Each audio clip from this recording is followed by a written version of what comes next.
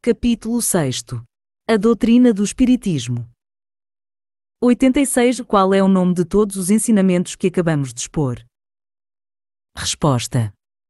O conjunto destes ensinamentos é chamado Espiritismo, ou Espiritismo experimental. 87. Qual é o significado da palavra Espiritismo? Resposta. Significa a ciência dos espíritos, pois foram os próprios espíritos que nulo revelaram. 88. Porque o espiritualismo experimental? Resposta. Porque esta doutrina se baseia em fatos positivos, controlados por experimentação científica. 89. O espiritualismo é uma ciência ou uma crença? Resposta. O espiritismo é ao mesmo tempo uma ciência positiva, uma filosofia, uma doutrina social. É também uma crença, mas baseada na ciência experimental. 90. É uma nova ciência, filosofia, doutrina ou crença? Resposta. De modo algum, é a ciência integral, a filosofia humana, a doutrina universal.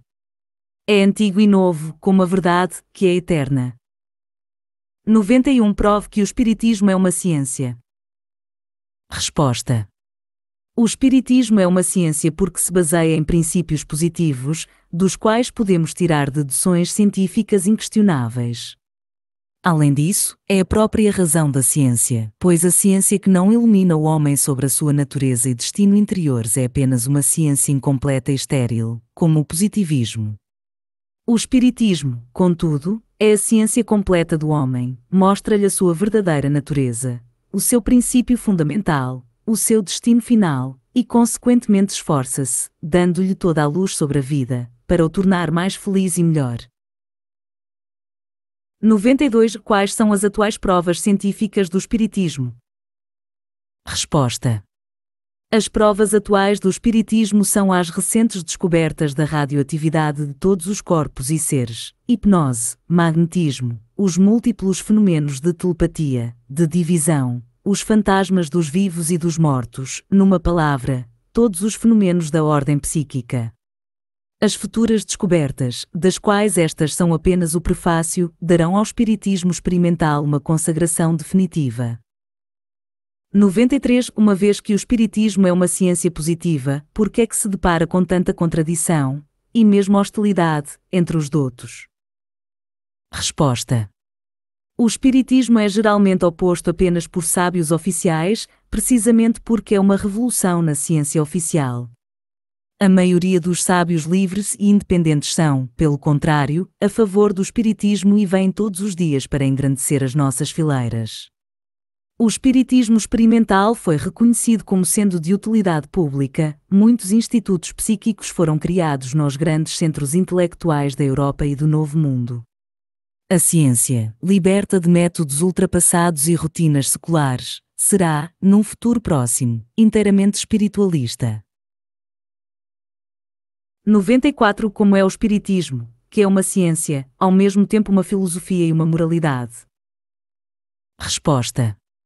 Porque o espiritismo é uma ciência eminentemente prática, que ensina aos homens as duas grandes virtudes sobre as quais repousa toda a moralidade humana, justiça e solidariedade, isto é, progresso na ordem e amor. 95. O cristianismo não explica esta moralidade? Resposta. Sim, é a moralidade universal escrita na consciência humana desde tempos imemoráveis. Jesus ensinou ao mundo há 20 séculos atrás, mas os sacerdotes e as teologias distorceram-no e alteraram-no através de aditamentos ou interpretações sutis. O espiritismo restaura-o à sua pureza original, apoia-o com provas sensatas e apresenta-o à humanidade com toda a amplitude apropriada à sua evolução presente e progresso futuro. 96. Mas será que cada moralidade exige uma sanção, ou seja, uma recompensa para o bem, uma punição para o mal? Resposta. A recompensa pelo bem feito é o próprio bem, tal como a punição pelo mal cometido é a consciência de o ter feito com premeditação, daí o remorso. O espírito humano é o seu próprio recompensador ou vingador. Deus não castiga nem recompensa ninguém. Uma lei imutável, uma justiça imanente presida à ordem do universo, bem como às ações dos homens. Cada ato realizado tem as suas consequências. Deus deixa para o tempo de os realizar. 97 Então não há nem céu nem inferno. Resposta: o céu ou o inferno está na consciência de cada um de nós, cada alma traz consigo a sua alegria ou a sua tristeza, a sua glória ou a sua miséria, de acordo com os seus méritos ou deméritos. 98 Então, por que fazer o bem e evitar o mal, se um não é recompensado com um pelo céu, nem castigado com o outro pelo inferno? Resposta: devemos fazer o bem e evitar o mal, não com o propósito egoísta de recompensa, nem com o medo escravo do castigo, mas apenas porque é a lei do nosso destino e a condição necessária para o nosso avanço. O progresso dos seres é o resultado do seu esforço individual, assim desaparece o dogma injurioso da graça e a teoria fatalista da predestinação. 99 Como é que se formula a lei do destino? Resposta: cada um dos nossos atos, bons ou maus, já o dissemos, recai sobre nós.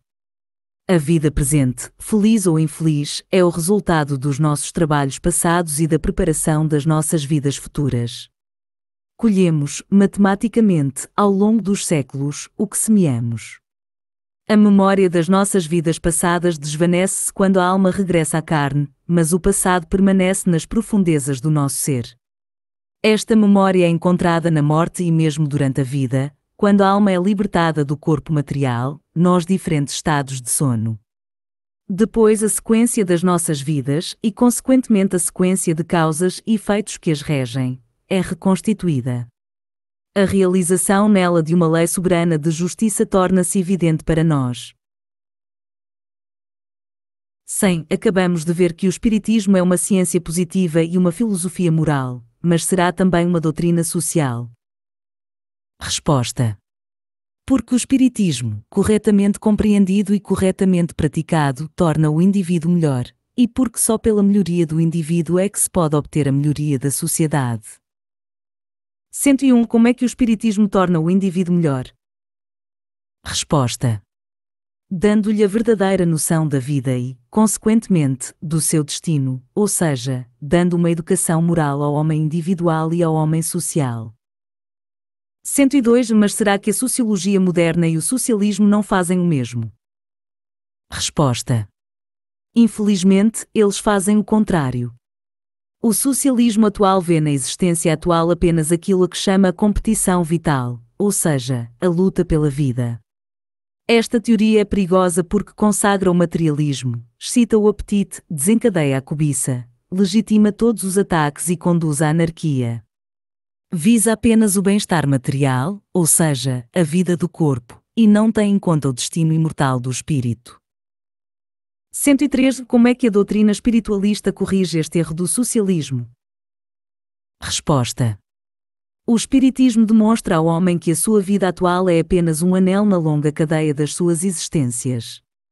Consequentemente, deve considerá-lo sobretudo do seu ponto de vista real, o da educação da alma, e não pelas vantagens materiais que nos oferece, as quais, se abusarmos delas, só podem retardar o nosso avanço e a nossa verdadeira felicidade. Não será esta consideração, por si só, um dos melhores argumentos a favor da moderação dos apetites e o mais seguro dos nossos títulos sociais?